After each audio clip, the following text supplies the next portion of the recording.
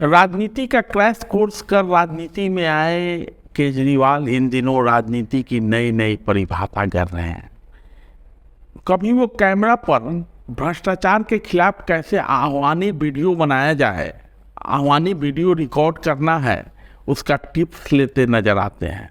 People don't understand कि आपको सत्ता मिल सकती है। डू इट लाइक दिस, आप और हम राजनीति बदलने के लिए, भ्रष्टाचार दूर करने के लिए नहीं, आप और हम दोनों भ्रष्टाचार दूर करना चाहते हैं। दोनों भ्रष्टाचार दूर करना चाहिए।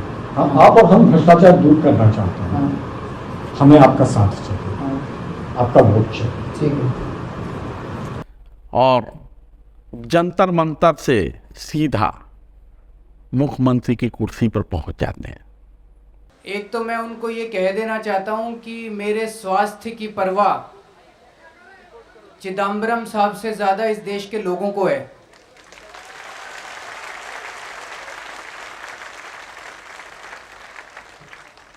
वो मुझे उठाने की कोशिश ना करें। दूसरी बात, वो ये कह रहे हैं कि इंडियन पीनल कोड आईपीसी के तहत मैं आत्महत्या करने की कोशिश कर रहा हूं। मैं उन्हें कह देना चाहता हूं कि मैं आत्महत्या करने की कोशिश नहीं कर रहा, यहां हम बलिदान देने के लिए बैठे हैं। दोनों में फर्क होता है। दोस्तों, आज एक बहुत ही ऐतिहासिक दिन है।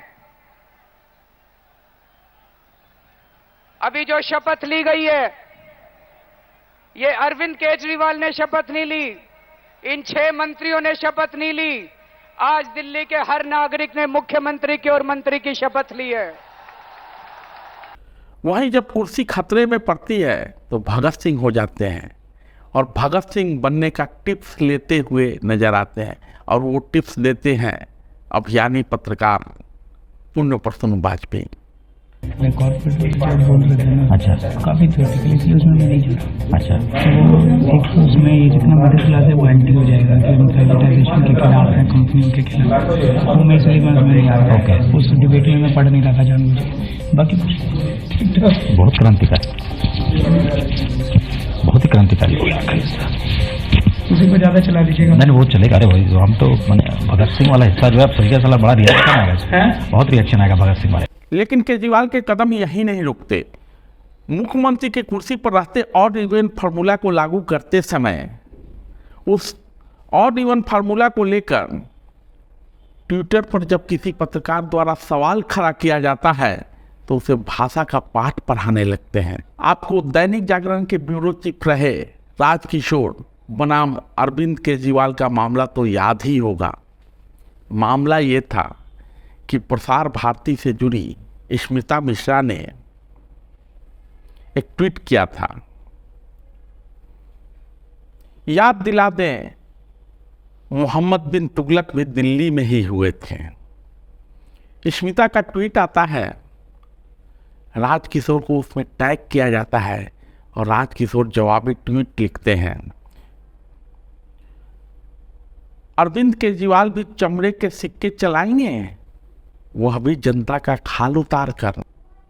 क्योंकि सारा अभियान और सारी राजनीति है ट्विटर पर सिमट गई है, तो केजरीवाल भला कैसे पीछे रहते।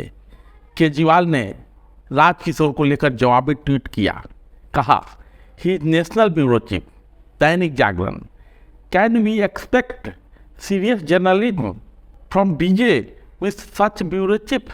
और केजरीवाल साहब ने जागरण पर दबाव बनाया और राजकिशोर को इस्तीफा देना पड़ा।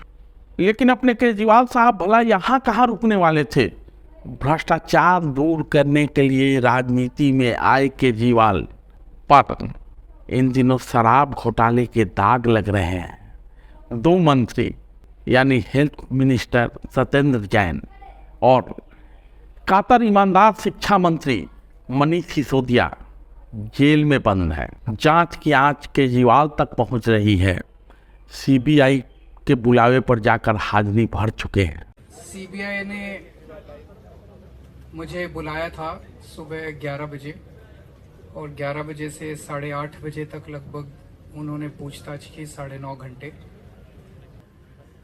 जितने प्रश्न उन्होंने पूछे उन सब के मैंने जवाब दिए। इसमें मामला आ गया ऑपरेशन शीश महल। आप कहेंगे ऑपरेशन शीश महल क्या है?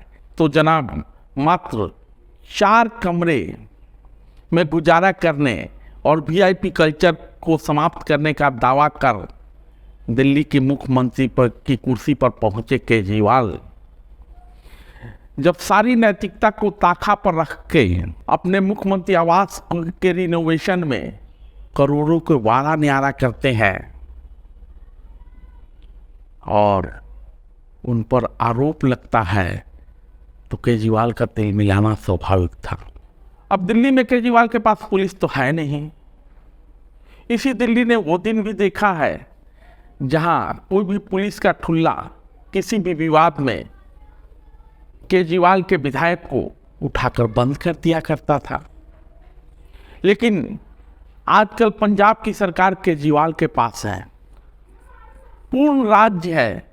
अब पूर्ण राज्य है तो पूर्ण पुलिस भी है, यानी पुलिस सरकार के पास है। अब मौका मिलते अपने केजू भाई ने रंग दिखाना शुरू किया और ऑपरेशन शीश महल के जरिए केजरीवाल के बंगले की जब खबर आती है और करोड़ों के बारे न्यारे करने की बातें जब सुर्खियां बटोरती है, तो जिस चैनल ने इस मामले को उठाया था, यानी टाइम्स नाउ नवभारत, तो उसके पीछे पड़ गए।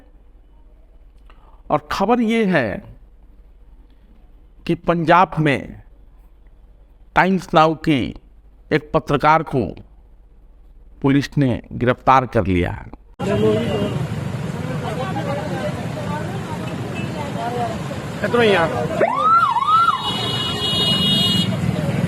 ਭਾਜੀ ਕਿੱਥੇ ਲੈ ਕੇ ਚੱਲੇ ਹੋ?